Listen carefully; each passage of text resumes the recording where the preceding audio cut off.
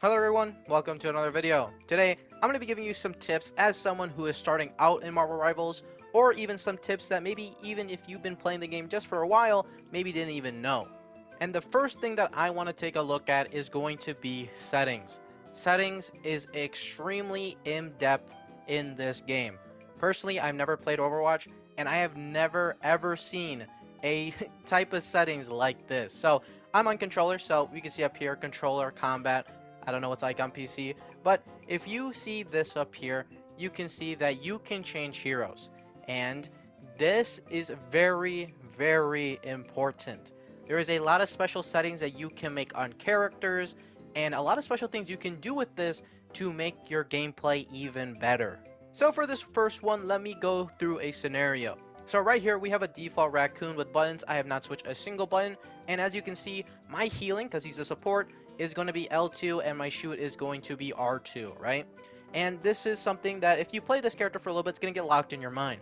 Now let's switch to someone like Jeff, who is also a support class, where he also has healing and shooting, but for some reason, it is the opposite way around. I don't know why it's this, but specifically for newer players, especially like me, who also did this, it was really annoying to try to wrap around that one was fire, one was shoot, and the other one was totally flipped. So luckily, if we go into those special little settings of ours and we switch it to, I don't know, let's go Jeff, you can change every single ability in the settings. Anyone, you can swap them around, you can flip them around, and again, they're specific to this character, so it's not like you're messing up anybody else, and it's super nice. And then if we go to someone like Bruce, who has three different forms, he has Bruce, Hulk, and then Giga Hulk, or whatever they want to call it, Monster Hulk, we have even more abilities for these other ones that you can also switch. This is also nice if you have a disability or you're missing like an arm or something like that and you need your controller to be specific in some type of way. Just do this. It is very nice. And there's something else you can do with this hero setting. Alright, we're going to be using Rocket again for this section, and then if we go into settings, this is where the special thing is. And in here we have the hero section. Some of these are bigger, some of these are smaller, and some of these have very unique things for characters for any specific character. Let's take Rocket, who's kind of in the middle road. He has a lot of things to show, but they're not very specific. As you see, there's auto reload, hold to fall slowly, auto fall, slow fall. There's a lot of things you can look at here. Some things that I can just quickly tell you what they are. Something like auto reload, make sure that anytime there is a exhausting magazine, no matter if it's shooting or the heal bubbles, I will reload. If you take that off, let's say I went down to 0 for healing, it wouldn't auto reload and I can keep shooting if I really want to. This is really up to the person. I personally like making sure that my guns are always reloaded, so it always constantly doing it for me right when it hits 0 is always nice. But another one that I want to show off that's kind of specific to Rocket Raccoon, in a sense that's really nice to have it for him, is going to be healing reticle feedback. This is something that I'm guessing you can have for most healers, but on Rocket it's going to be very nice. So as we take a look here as someone that's taking damage, obviously that green little flash doesn't normally appear. You can have this on. And someone who is Rocket who can bounce healing off and can be behind walls and stuff like this, it is very nice to know if you're healing somebody. And it's very nice for this specific character. And there's even more specific ones like Spider-Man, Venom, and Hulk that I'll be showing you. The first character specific one I want to show off is going to be Spider-Man, because most likely if you've seen some Spider-Man gameplay, you've probably seen this setting on, but you don't know where to access it or you don't know how people are doing it. Especially because if you start off this game wanting to play Spider-Man, you're not going to look the same as those people playing on TikTok. It's just not going to happen because you have to go through the settings. So let's go into the settings and go back to that hero section that I mentioned. As you see here, there is two specific ones here, also for Venom, but a lot less needed for Venom if you really want to, and that is hold to swing and automatic swing. And as you can see here on Venom, the two things are right here too. It's only called easy swing in here instead of the other one. I don't know why it's two different names. And then for my last example for this like very hero specific ability is going to be Hulk. This is a very important one for players, and I definitely think it's one that I really want to show. So for Hulk, there's one important thing you're going to need to know about this guy. He has an Incredileap. You have a base jump, but this Incredileap is going to be your movement around the map, especially when you're going in and out of fights. And if you need to get back to healing, this is primarily how you're going to get back. And as you see here, I'm currently holding the button. You can't see it, but I am holding the button. And when I let go, it jumps, which is pretty cool. So, you can do your fighting. Let's say you're getting hurt, you can jump back to your team.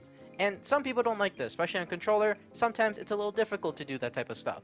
So luckily, if we go into those hero specific settings and we go down to hero, there's a thing called hold to activate Incredileap. If you just take this off, anytime you press the jump button, it will automatically start charging, and anytime you press it again, you can just go off, and that's pretty cool. Now you can double press it just for a normal jump if you really want to, but I personally like the hold one. You can keep it like this, and it's very good too, right? You just fight, fight, fight, and then anytime you need to go, you can go. You literally don't need to press anything. You can press every other button too, and it will continue to stay there. It is purely if you just want to have a quick and easy option. Personally, I like the ability to jump. There's not a lot of situations I would say that you would just need to do like a normal jump. I'm pretty sure the Incredileap's got you there at any point, but personally, I kind of like to hold on to it, so it's all up to player preference. This next step is going to be a lot more aligned to people who want to play Melee on controller, but keyboard listeners out there, you can still use this on PC. It's just really up to you if you really want to, and that is doing different sensitivities for different heroes. It is super beneficial, especially again, if you're on controller. Black Panther is a character who really benefits from moving back and forth really quickly. You want to have that fast movement speed, but you might be asking, well, my sensitivity might fuck that up because there's a lot of projectile users out there. So how am I going to have two different ones? And that is with the hero specific settings. It is super nice for someone like Black Widow, who is very sniped in, very locked in, needs to have somewhat of a slow but still quick aim. So my 170, 110 loadout that I have here is pretty nice. I really do like it. Then we go to Black Panther. It is a 300 and a 150. That is a margin difference, and that's because I need it to be. So if you're going to play someone like Black Panther on console, switch these things up. Maybe even take off aim assist, because you really need aim assist for sniping? I don't really think so. And there's obviously a bunch of other characters you can do it for. You can do it for Wolverine, maybe even Iron Fist, Captain America, Bruce Banner, Thor, any character that really is up in melee in front of people, switching it would probably be the most beneficial for you. And something I want to quickly add is that there is also advanced settings, and you can also make it so you can have aim assist difference for controller players for different things. So window size, strength. I'm actually going to look at this actually because this actually kind of matters. This is a lot of things here that I didn't even know of until making this. And one thing I just want to show too, if you're on keyboard and mouse or controller, this is going to be very beneficial, and that's just knowing who is hit scan, who is projectile, who is melee. If you don't know, here you go. Here's a list of all of them. They have them all in here in the aim assist section. So here you go. You can take a look real quick. The only person I'm going to say real quick is that Adam Warlock is technically a projectile and hit scan. I don't know if they don't... No, they don't put him in both. There's one move that's hit scan, there's one move that's projectile. So just going to let you know that right now, because I know that because I play him. And then Melee, there are some characters in here that obviously have some type of projectile. Like Spider-Man, he has his webs. And then like Thor, he has his hammer. So maybe don't overdo it on some of those heroes that have projectiles. Like Spider-Man, I'm definitely not going to like super buff him to be able to like look around quickly. But I definitely will do it in the fact that I kind of want to make him just a little bit faster when it comes to whipping onto walls and stuff like that. And obviously, if you want to have every single character at the same type of speed, you can just press all heroes, change the sensitivity, and every single hero will have that sensitivity. It's until you go into the character specifics that you can change specifically what character you want to have what. The next thing I want to mention is going to be the ping communication button. Now, if you're, again, someone that doesn't go into settings, this might be something that you might want to do, specifically if you're somebody that doesn't really want to speak to people, or maybe you're in a party with a friend and you don't want to talk to them in the actual game. If you go here to this little ping communication, you can have either 4 sections or 8 sections, and there is a list of things right here that you can do. So if you need help, healing, retreat, defend here, ultimate status, you can do all these things. Personally, I have 8, so you can just have multiple. But if you don't really want half of these, like attack here, group up, or anything like that, you can just make it 4 and just have like the specifics, like I need help or healing and stuff like that, which I think is very valuable to know. And there's some other ones down here, and even in advanced setting for whatever these are, like ping wheel delay. They really make sure you can go through all the settings for things, man. It's super cool to see. But yeah, take a look at this stuff and just make sure you have at least the essentials for when you play. Another thing you might want to do when you're starting out is changing your reticle. If you're someone that really likes to change their reticle, or you've seen streamers have some cool reticles and you want to switch yours, this is what you're going to want to do. Go to settings, back in that exact same place, either put all heroes or change a specific hero. You can make a specific thing for someone or any type of loadout you really want. Really is up to you. But you can see all heroes. I have this one called Skib, and you literally just go here. You can make presets. I see I have a dot one that's literally just for the dot. Here's where you can change the reticle type, and then everything below, you press advance, and you can change a lot of things. You can take off the animation, you can put details, you can do dot width, crosshair width, outline width, outline opacity, dot outline opacity. You can do a lot of things with this, and if you like mine, you can make mine if you really want to. But I really suggest making yours. I really don't know what these really do for you. Personally, I just kind of like it. And I think green has to do something with clashing colors and it being a lot more easier to see if you're on an enemy's head. I don't really know. I'm not a professional. I just copy things because, I don't know, I found it cool. And even though this one wasn't really specifically made to copy anybody, I like it. So, yeah. Next things I want to show off is going to be mainly in the practice range. So in the practice range, there's two things that I don't think a lot of people know. And for one, this is where you start. And if you come down all the way over here, and you see this room over here, which is very blanketed off and not even really well marketed, this is a total aim trainer. You can change your character in here. You can change the characters you shoot at. You can change how far they go. And there's a lot you can do. So if we go into the perimeters right here, you can change the character that you shoot at any will. You can make a move. You can make it so it's random or fixed at whatever distance you want it to be.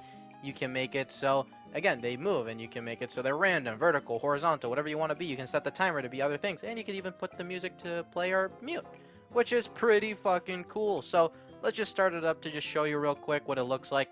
There's a little timer from the beginning, and then after that timer ends, they'll start showing up the characters, and you can see they're moving. They're just moving around, and you can go in there. Like, you're not stopping you. You can go use melee characters if you really want to. It's really up to you. I just find this to be a really cool thing, and I didn't even know this was here. I was just randomly scrolling, and I saw someone in here, and they showed off where it was. And it's really weird that it's like totally off to the side where no one would probably see it. Another thing that you might think is just some type of display is going to be this team up ability simulation. Now, in this game, Marvel Rivals, if you haven't played it yet, there are team ups in this game where this base character right here will give a special ability to these guys right here. So let's take Spider-Man for example. He is in both sections. So if you pick Spider-Man, he'll get a 10% damage boost when playing with a Squirrel Girl. But Squirrel Girl would get a Web Bomb. And in the same vein, if you're playing with someone like Venom, he'll get health, but then he will get a symbiote. So all you have to do, if I'm playing Spider-Man, just click on the character you're playing, press try out, and you immediately gain it in the corner. So now, anytime I just want to, hiya, go up to this, and then I can do the cool symbiote thing where he kind of just spikes out and it bounces people back. It's pretty cool, and you see it a lot in combos. So if you ever want to try it out, click this team up ability. You can see, look, he's right here. The cool Venom that gave me the ability. The next thing I want to show off is going to be hitboxes. So the right side of character models are definitely thicker. Let me show it off with a hit scan and projectile. So first hit scan, even though it's not to an insane degree, you can definitely see that I'm not on this Luna Snow and I'm still hitting. Obviously projectiles don't shoot directly down the middle, so obviously they're going to have a way easier time getting hits, and you can see that directly, man. I am not even looking at her, yet the projectiles are still hitting. And I can show it off to the left side just to show you, yeah, it is not as easy to hit on the left. So anytime you're aiming at somebody, try to prioritize the right side of their body. If you can't, it's alright, just know it is thicker this way. Last thing I want to say is that if you want to play this game competitively, because you enjoy it and stuff like that, make sure you know a character from each side of the board. Know a duelist, know a vanguard, know a support. There's a lot of arguments that can be quelled by this. There is a lot of losses that can be turned into wins because of this, because you can switch into a different slot that maybe your team is lacking in. And also, don't be shy to talk to people in competitive or in games. Again, if you don't want to, use those little like quick prompts. You can do that, it's all fine. But make sure you're at least communicating in some type of way with your team, because it's very team oriented, and comparatively to other games, you really need to speak to them and tell them what is happening, either verbally or with those little bubbles. That's why I'm really glad that those bubbles are in the game.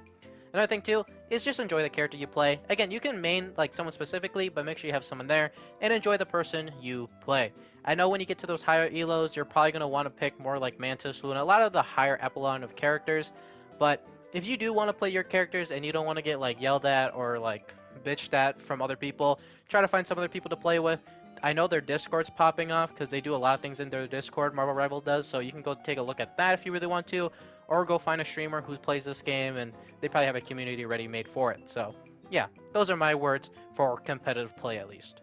Thank you guys for watching. Those are all the tips I had for you today, but if you have any more for either characters that you play or just in general, Just let them know in the comments. I bet you people in the future that see this video and look in the comments would be very, very happy to see them. And one last thing that I would like to do is just glaze Marvel Rivals for a little bit. I haven't seen a game with this many settings before. Now, I haven't played Overwatch, so maybe there was in there, but I really enjoy to see this type of stuff because everybody plays very differently and has very different needs, and seeing these settings is super cool. And one that's really more specific towards me is those melee characters, because obviously with melee you can't play them like a projectile, and since I'm not on keyboard, I can't flick of the wrist and go faster with them. I have to just kind of wait out time. So being able to switch the sensitivity with different characters is literally a game changer for me because I just didn't think I would pick up Wolverine or Black Panther because of it. If you guys want to see some more Rivals content in the future, just let me know. And subscribing and liking, you know, all those cool things that YouTubers ask for. And last thing I also like to say is, again, just another thank you to you for making it to the end, because it really does mean a lot for me. So yeah, hope these help somebody, and I hope to see you next time. Peace.